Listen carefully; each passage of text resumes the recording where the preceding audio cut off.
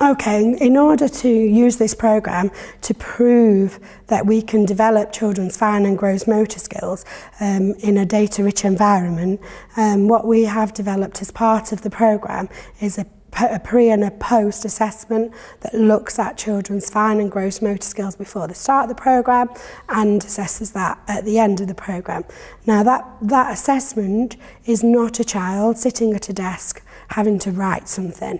This assessment is a fun activity that can be done alongside the other things that they were doing as part of play.